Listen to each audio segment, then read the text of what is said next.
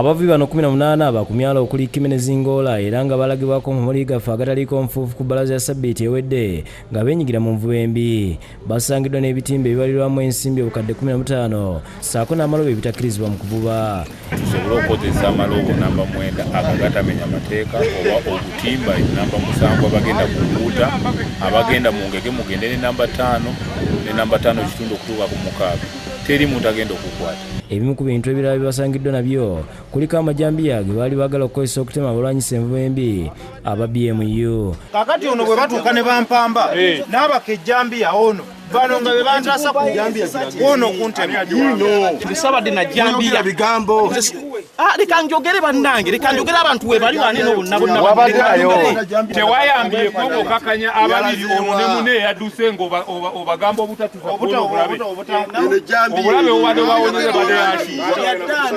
Balagidde okukwata amalobo gaabwe nga buli omu alaga eryato kuba musanze n'oluvannyuma ne balagira okugeetikka n'ebitimba bye babadde bakozesa mu nvuba embi olwo ne batandika okubeetoolooza omwalo gw'Ekkomo n'oluvannyuma ne batwalibwa ku poliisi gye baggaliddwa.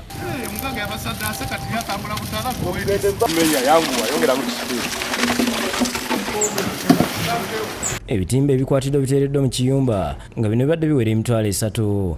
Akuliddemu ekikwekweto kino Bernard Onyango ategeeza nga basanga obuzibu ku mulimu gw'okukwata abenyigira mu nvuba embi olw'ensonga nti bangi babeera n'ebisi. Abavubi balwana nnyo okukwata amaato gano 8 eggulo wali abazze n'amajambi okulwana.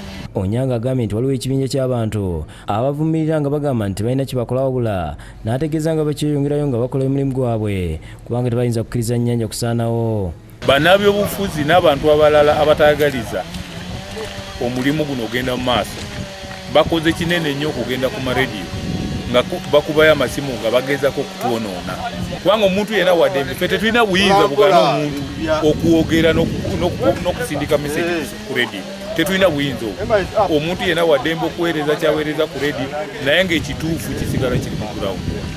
Kati mbadde nkubiriza abo abagezako otuwanyiza ku rediyo nti bave ku rediyo bajje ffenna tukwatirize wamu tusobole okulaba nga tumalayo envuba embi ku nnyanja tusobole okuyamba ennyanja yaffe.